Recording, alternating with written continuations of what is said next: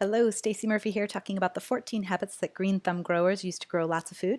I used to think that I just intuitively understood plants and that's how I was able to grow so much food. And granted, I had spent a lot of time when I was young next to my mom, who was an avid gardener, so I definitely learned a thing or two along the way. But over the years of teaching people how to grow food, I started to realize what sets apart a green thumb grower. It's not necessarily skills or wisdom, but their habits. So the question at hand today is, can you learn to be a green thumb? And I think you can. You may have more or less challenges based on your previous knowledge of plants, soil, and water, but adopting the habits that I'm going to outline in this video puts you in the right mindset to learn all the science more quickly on your way to becoming a green thumb. So here they are, 14 habits that I notice in green thumb growers everywhere. Habit number one is observation, and this first habit is about having a relationship with your plants and noticing their needs and desires. So you need to be curious about your plants. And really good observational skills are when you can look at anything from a beginner's mind. Pretend for a moment you know absolutely nothing about what it is that you're looking at. What do you notice? And when I say observation is a habit, here's what I mean. Whether I'm seeding, transplanting, harvesting, or anything else, I'm noticing the details of how something looks, how it feels in my hands, how it smells, how it tastes, and maybe even how it sounds, depending on what it is.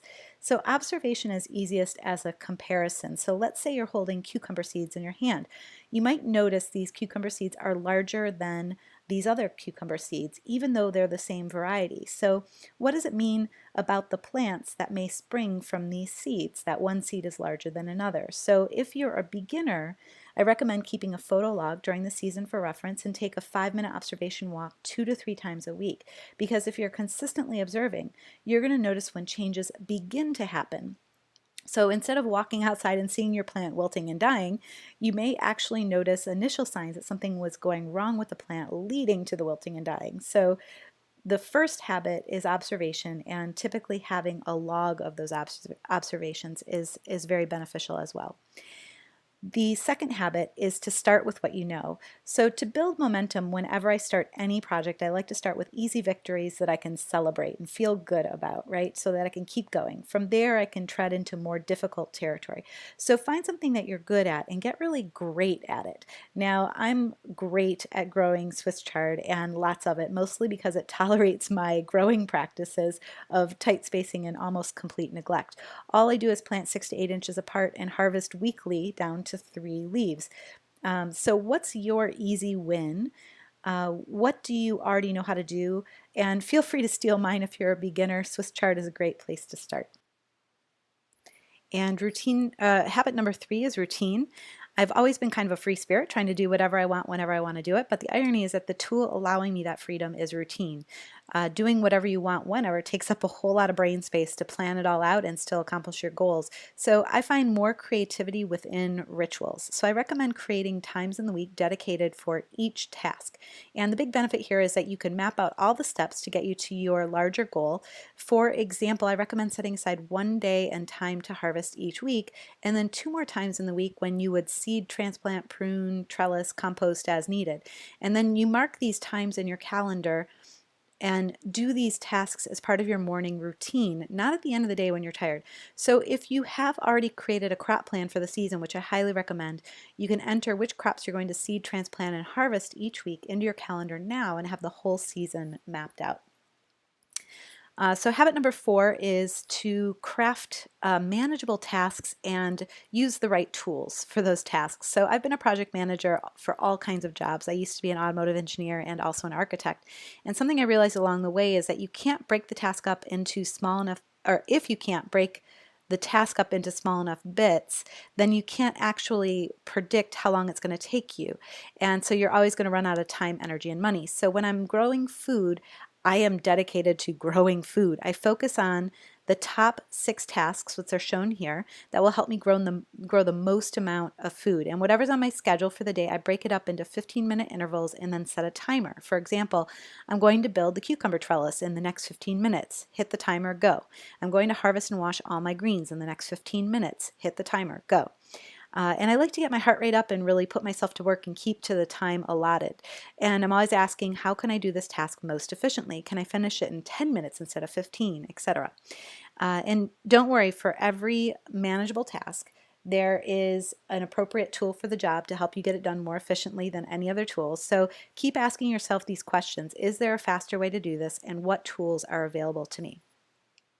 So habit number 5 is experimentation.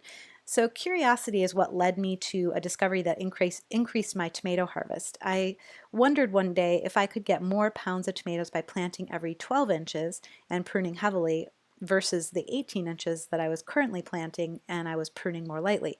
And what I found was that the 12-inch spacing with heavy pruning works better for my larger tomatoes, the early girls that are shown here, and the 18-inch spacing works better with light pruning for the cherry tomatoes, and I just let them go kind of crazy.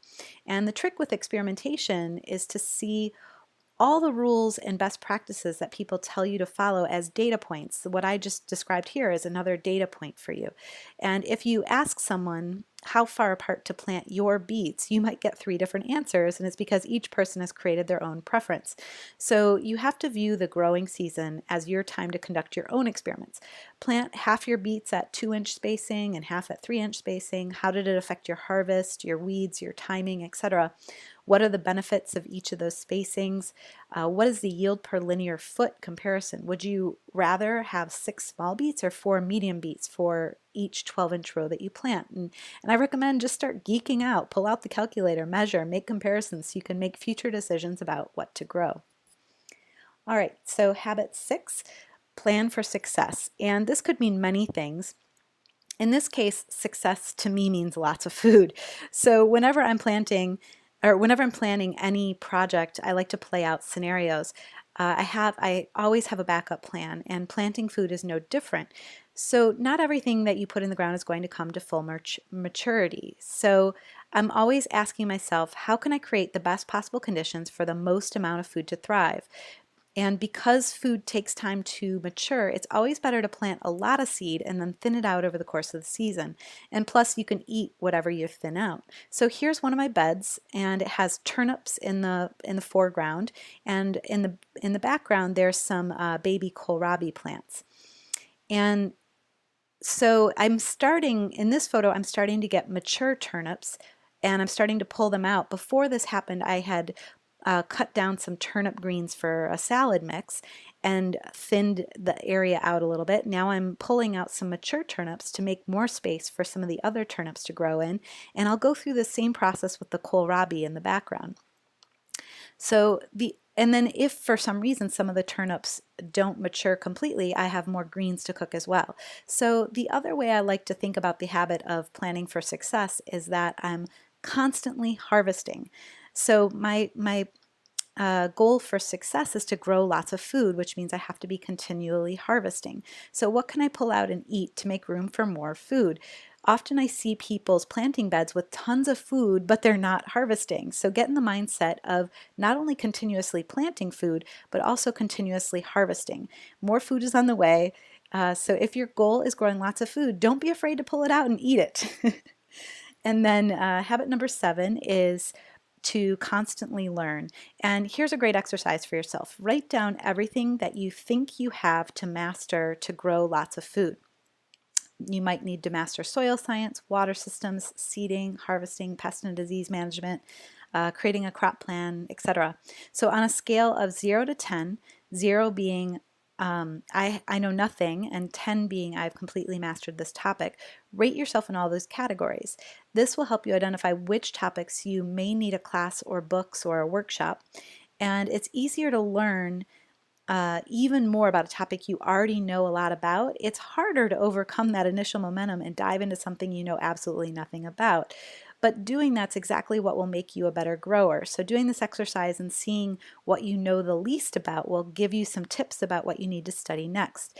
And then track yourself over time in each category and keep creating learning objectives for yourself. Which learning topics do you keep avoiding and why? And how are you going to learn those topics? Habit number 8 is to outsource. For every learning objective we have, there's something on our list that we really just don't want to do, or we aren't really interested in mastering it. For every job, there's somebody that finds great joy in doing it. So create a clear job description for someone and outsource it. Maybe you pay someone to do the task, or maybe you barter for fresh produce, whatever works for you. And of course, another form of outsourcing is reference books. For topics like pest and disease management, where there's an extraordinary amount of data, reference books make a lot of sense. And it takes growers years to feel like they've mastered this topic because there's tens of thousands of insects, let alone other pests and diseases. So why not outsource it and get other people's data on this subject? All right, so habit number 9 is the idea of being good enough. This is a photo of my planting bed where I grew most of my greens this year. You'll see tons of chard on the left, 2 rows of baby callaloo plants. This is when everything's still babies, so this is early May. And then there's a small row of bok choy and then some kale and collards with lettuce intercropped. And that's a lot of greens. This bed produced 10 pounds of greens each week easily. And most of it looked restaurant worthy, but some of it didn't. I just want my greens to look good enough. You'll notice there are some holes in that baby kale and in the bok choy. I'm not too worried about it. It's good enough for me and the other eaters that this food is going to. And that row bok choy could grow in one more week. It's not quite completely mature, but I cut it down the week that this was taken for 2 reasons. I want to get some greens in my diet as early as possible, and secondly, I want to make room for that callaloo next to it to grow in. And the amount of effort it would take to keep the flea beetles off that bok choy for another week just wasn't worth it to me. So that's a little bit about what I mean about it's good enough. It's a conscious choice to say, I'm not going for perfection, I'm going for good enough. So what are the tasks that you can focus on to get most of the results you're looking for with the least amount of effort? And by the way, yes, those are some tiny weeds in between the greens, and they won't make it into full-size weeds because soon those greens are going to be big enough to completely shade out the soil. So I'm not going to weed, and this planting bed is good enough. Again, it's one of those things where I'm saying I've done most of the work to get most of the results, and I'm not going to worry about the weeding. So sometimes you have to step back, see the big picture for a moment, and see if what you're working on has to be perfect, if it has to be great, or if good enough is good enough. You'll save so much time and energy. All right, habit number 10 is patience. Vegetables don't grow overnight, so patience is the key. And you want your vegetable plants, I know you want your vegetable plants to grow faster, but they are perfect the way they are and they will mature on their own time. So just after you plant your seeds can be the most stressful time for type A personalities because you feel like there's always something you should be doing when really you should just be waiting patiently. You're going to overcomplicate things in your desire to be doing something. So your fears can really get to you in these early stages, and you may project everything that might go wrong with these plants. So if you have prepped your soil properly, the plants are getting the water they need, and there are no pests or diseases present, just sit and wait patiently for those plants to mature. It's one of the hardest habits, but it's important. Habit 11. Whenever you start something new, there's always a fear of doing something wrong. The best thing you can do is to dive in and do everything wrong quickly and then move through that phase as quickly as possible. So green thumbs, I know, can tell you all the mistakes they made starting out, but all those mistakes didn't keep them from continuing to learn and grow. So yes, you are going to make mistakes. There's no need to fear it. It's going to happen. Embrace it. Sometimes I'll hear somebody call himself a brown thumb after trying to grow just 3 tomato plants and having a complete disaster. What if those tomato plants were from a bad source and they were never going to thrive? So green thumbs, keep on trying, and so should you. And don't be afraid of all the little pests and disease like the ones shown on this screen that are out there in the world. Habit number 12 is celebration. I found celebrating to be the single most influential habit to get me where I want to go. I design celebration milestones into every process. This habit propels me forward because there are small wins along the way. And so what would be a significant milestone for you? If you're a beginner, it may be planting and committing to 6 tomato plants for the season. If you're more advanced, you may celebrate getting an irrigation system into place or creating your first crop plan. And whatever you know is going to take your growing skills to the next level, give yourself time to celebrate. And yes, when things go wrong, you need to look critically at the situation to see what you can do better next time. But even when things go wrong, that can be something to celebrate. You just learned a major lesson that you will probably never ever forget. So we all know that Mother Nature sends us new challenges year to year. So we shouldn't just celebrate when we feel like we've achieved perfection or just at the end of the season. Celebrate all along the way, and you'll learn more than you thought possible, and you'll really enjoy your season a whole lot more. Habit number 13, uh, always have something growing. I've noticed with green thumbs that it is challenging to not have something growing at all. So if it's too cold outside, green thumbs are probably growing greens or sprouts indoors. And I'm not going to claim I understand the psychology for everyone, but for me, there's a magic in working with plants, and there's a joy in that magic that I want to be a part of my everyday world. And at the heart of it, it's really a joy for life. It's kind of like having a workout routine or a diet that you follow. It's a lifestyle habit that you take with you wherever you grow. You go. You grow wherever you go. And habit 14, systems thinking. In my experience, green thumbs are system thinkers. They start planning the season early. They consider the larger picture of how their actions contribute to a healthier world. They're growing healthy soil, knowing it's going to produce healthy food. They're attracting beneficial insects and pollinators for healthy crops. They're experimenting with ways to conserve water. They've created a crop plan, a complete crop plan, which plans out all the details of what they're going to plant when, how much they're going to plant, how much it's going to cost them, and what the yield is going to be. And so really looking at the big picture and understanding how their actions fit into the larger world. So there you go, 14 habits that I've noticed in green thumb growers everywhere.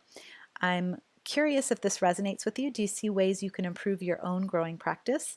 Are there additional habits that you don't see in this list that make you a successful green thumb? And if you self-identify as a brown thumb, are you excited to try again? And remember, vegetables don't grow overnight. Stacey Murphy here. Thanks for tuning in.